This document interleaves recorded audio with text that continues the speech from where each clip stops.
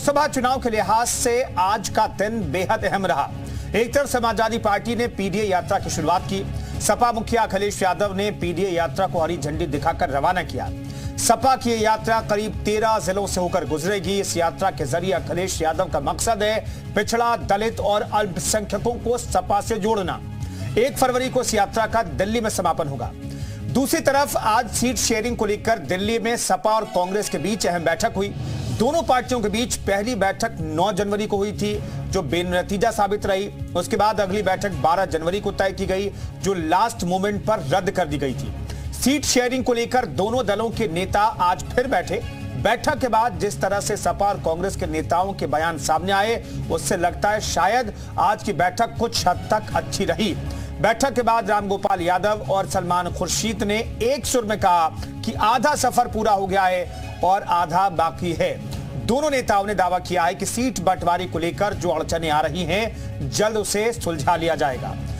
सलमान खुर्शीद ने यह भी कहा है कि अगर जरूरत पड़ी तो राहुल गांधी या मल्लिकार्जुन खड़गे सीट शेयरिंग पर अखिलेश से मुलाकात करेंगे।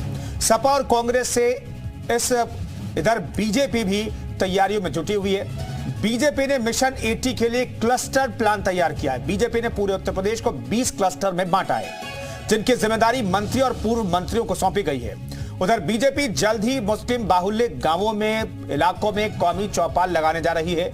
साफ है, इस चौपाल के जरिए बीजेपी के निशाने पर सपा का मुस्लिम वोट है। तो सवाल तमाम हैं जिन पर आज चर्चा करेंगे, लेकिन पहले एक रिपोर्ट दिखाते हैं।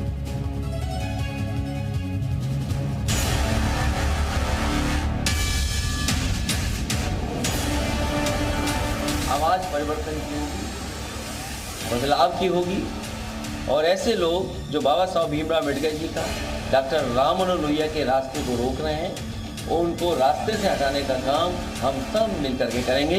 इसीलिए पीडीए एनडीए को हराएगा। जिस पीडीए का राग अलाप रहे हैं ना, इस पीडीए का मतलब तो परिवार डेवलपमेंट अथॉरिटी होता है, और परिवार में भी केवल डिंपल और अखिलेश। पीडीए मतलब परिवार में डिंपल और अखिलेश। ये बीजेपी अपने कार्यक्रमों में नहीं बुलाती, बड़ी मुश्किल से बुलाती। कांग्रेस अपने कार्यक्रम में बुलाती। ये समाजवादियों की लड़ाई है, अलग लड़ाई है। इंडिया गठबंधन के घटक दल के तौर पे हम लोग जब भी उत्तर प्रदेश में भारत जोड़ो न्याय यात्रा आएगी, अखिलेश जी को निमंत्रण जरूर जाएगा। मैं कहता हूँ आधा रास्ता तय कर लिया है और आधा जल्दी ही तय कर लेंगे। बीएसपी को अगर आवश्यकता पड़ेगी तो राहुल जी अखिलेश जी से या खड़गे जी अखिलेश जी से बात करेंगे।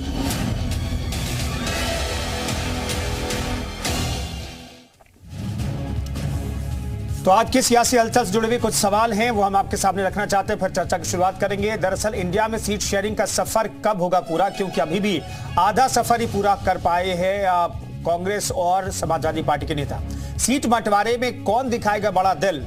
अगर देखें पिछले कुछ चुनावों में तो अखिलेश यादव बड़ा दिल दिखाते रहे, लेकिन इस बार वो सख्त हैं सीटों के बंटवारे के मामले में। पीडीए यात्रा से क्या सपा का बेड़ा पार होगा, अपने आप में बड़ा सवाल है, क्योंकि पीडीए के जरिए ही, पीडीए के सहारे ही समाजवादी पार्टी को ऐसा लगता है कि चुनावी नैया पार लग सकती है। कौमी चौपाल से सपा के एम फैक्टर पर क्या चोट लगेगी? दरअसल 1 फरवरी से बीजेपी कौमी चौपाल लगा रही है, जिसमें मुस्लिम वोटर्स को साधने की कोशिश होगी, और खासतौर पर यह बताया जाएगा कि राम मंदिर पर जो कुछ लोग भ्रम फैला रहे हैं, उस पर स्थिति जो है स्पष्ट करेंगे बीजेपी के नेता और कार्यकर्ता। इस पर बातचीत करने के लिए तमाम मेहमान हमारे साथ मौजूद हैं। एसएन सिंह साहब प्रवक्ता बीजेपी के मौजूद हैं, अनिल यादव प्रवक्ता कांग्रेस के हमारे साथ मौजूद हैं, एसएन सचान समाजवादी पार्टी के सचिव हमारे साथ मौजूद हैं, विजय उपाध्याय जी राजनीतिक विश्लेषक हमारे साथ मौजूद हैं। सभी मेहमानों का बहुत बहुत स्वागत है।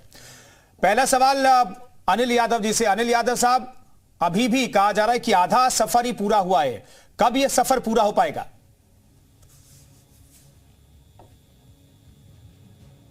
प्यार है इंडिया गठबंधन वालों से, क्योंकि इंडिया गठबंधन वाले तो आज इस स्थिति में हैं जो कह सकते हैं कि आधा सफर पूरा कर लिया है, लेकिन जो ये नॉन डेमोक्रेटिक अलायंस है, एनडीए का जो गठबंधन है, उसका तो अभी सफर का ही नहीं पता कि किसके साथ सफर होना है या होना भी है या नहीं होना है। लेकिन खैर, इस प्यार के लिए बहुत धन्यवाद। अब मैं आपकी बात पर आ जाता हूँ।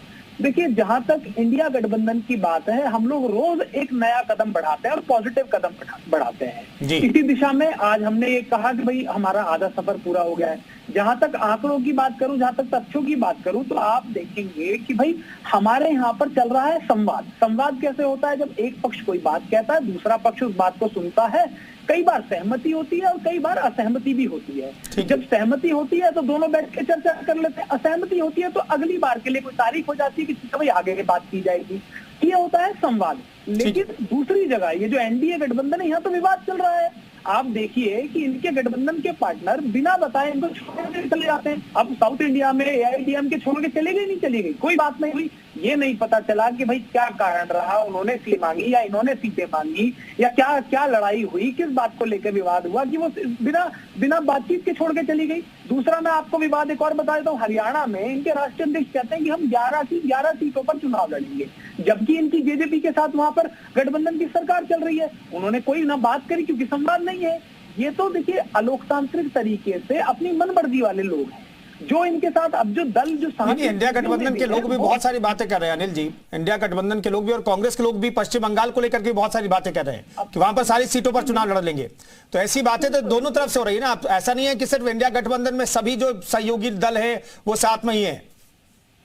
आप मेरी बात सुन लीजिए। देखिए आप देखिए कि यहाँ पर बातें हो रही हैं, कोई किसी, देखिए ये इसमें कोई बुराई नहीं है। हम मान हर पार्टी चाहती है कि ज्यादा से ज्यादा सीटों पर वो चुनाव लड़े। गठबंधन के अंदर भी होता है, मैं बिल्कुल प्रैक्टिकल बात करूंगा। लेकिन बातचीत हो रही है। हम अगर यूपी में बात कर रहे हैं तो हम भी चाहते हैं कि हम ज्यादा सीटों पर लड़े, अखिलेश जी भी चाहते हैं कि वो ज्यादा सीटों पर लड़े। हमारी चर्चा का विषय एक सहमति बना के और आपको बताया जाएगा और मजबूती से चुनाव लड़ाया जाएगा, क्योंकि हमारे लिए महत्वपूर्ण चुनाव लड़ना नहीं है, भारतीय जनता पार्टी को हराना इंपॉर्टेंट है, क्योंकि देश को बचाना है। ठीक है अनिल जी, बाकी मेहमानों के पास जाऊंगा, लेकिन उससे पहले जो महत्वपूर्ण सवाल जिसका जवाब उम्मीद कर रहे हैं कि दर्शक भी जानना चाहेंगे और वो वोटर्स भी जानना चाहेंगे, जो 2019-9 में आपको 21 सीटें जिताई थी वो जो मतदाता, तो 21 सीटें मिलने वाली है कि नहीं कांग्रेस को? देखिए कितनी सीटें मिलेंगी ये हम आपको ऑफिशियल तरीके से बताएंगे। अब देखिए ये सिर्फ सूत्रों के बेसिस पे आप खबर चला दें, ये तरीका भी ठीक नहीं है। अभी हमने ऑफिशियली कुछ नहीं बताया। हमने कितनी बात करनी है वो हम अपने तक सीमित रखेंगे, मीडिया को जब बताना होगा तब बताएंगे। ठीक है एसएन सिंह साहब, ठीक है, ये तो गठबंधन का वैसे मसला है, लेकिन आधा सफर ही पूरा हुआ है और कम से कम अनिल यादव पूछ रहे हैं कि भाई हम तो बातचीत कर रहे हैं अपने सहयोगियों से, आप लोगों की बातचीत तो चल भी नहीं रही, दिखाई नहीं दे रही है वो बातचीत।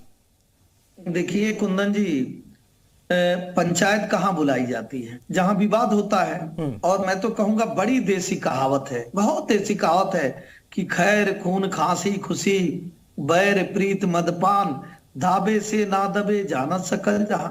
सब लोग ये जान रहे हैं कि संजय राउत कह रहे हैं कि कांग्रेस को आपको जीरो से शुरू करना पड़ेगा। हीरो किस बात के हैं भाई? महाराष्ट्र में तो आपकी जमीन ही नहीं है। अब देखिए आम आदमी पार्टी का बयान परसों का देख लीजिए। आम आदमी पार्टी ने कहा 2019 के बाद तो आपने पंजाब में जमीन खो दिया। जो चर्चा होगी वो दिल्ली में होगी, वहां तो कोई बात ही नहीं होगी। और कांग्रेस देख लीजिए टीएमसी से क्या करिए। कांग्रेस कह रही है, जो सहयोगी है, सहयोगी की बात कर रहे हैं, बड़ी डेमोक्रेटिक बात कर रहे हैं लोग। वो कह रहे हैं कि वहां भ्रष्टाचार चल रहा है, पश्चिम बंगाल में तो अराजकतावाद चल रहा है, अपहरणवाद चल रहा है। मुझे लगता है कि ये शायद इन्हीं के एलाइज है। इस तरह की बात आदरणीय अखिलेश यादव जी ने भी कहा, भाई 1:30 बजे रात तक इंतजार कराएंगे तो 4 बजे तक हम भी इंतजार कराएंगे और मन बुद्धि वालों को कुछ तो जवाब देना पड़ेगा। अब आइए भारतीय जनता पार्टी की होता क्या है, तुलसीदास जी को जब आप गाली देंगे, रामचरितमानस को जलाएंगे तो कैसे जानेंगे कि उन्होंने क्या लिखा है? सब ही नचावत राम गोसाई और नाचत सब मरकट की नाई। जब ये लोग देखें कि पूरा देश राममय हो गया है तो अब करें क्या भैया? भाई बहन जी ने कहा, जो दलितों की बड़ी नेता है, वो कहीं कि दलितों पे तो सबसे ज्यादा अत्याचार समाजवादी पार्टी ने किया। बाबा साहब की मूर्ति तोड़ने का कौन कार्य किया? और स्वयं जो दलित हैं, जो पीड़ित हैं, उनको गेस्ट हाउस कांड में प्रताड़ित करने का कार्य कौन किया? सबसे ज्यादा काली उन मूर्तियों पे पोतने का कार्य। लेकिन सिंह साहब आज बाबा साहब की तस्वीर दिखाई दी है। पीडीए के लिए जो रथ तैयार किया गया है उसमें बाबा साहब की तस्वीर सबसे पहले लगाई गई है। वही बता रहा हूं। क्या है, देखिए अंत समय में तो सबको भगवान राम को याद करना है भाई। अगर भगवान राम के भक्तों पर गोली चलाएंगे और बाद में जनता नकार देगी तो मरता क्या नहीं करता। लेकिन बहुत देर हो गई। वो एक गाना है ना, हुजूर आते आते, तो हुजूर आते आते बहुत देर हो गई। ऐसा तो नहीं है कि भ्रष्टाचारियों की सरकार नहीं रही है देश में और प्रदेश में, लेकिन सभी लोगों ने देखा है भाई आपने काम तो कुछ किया नहीं। और अगर आप काम किए रहते तो आपको उत्तर प्रदेश में क्यों यहाँ की जनता बदल देती, भारतीय जनता पार्टी। ठीक है सिंह साहब, आप कह रहे हैं कि बहुत देर हो गई हुजूर आते आते, लेकिन अभी भी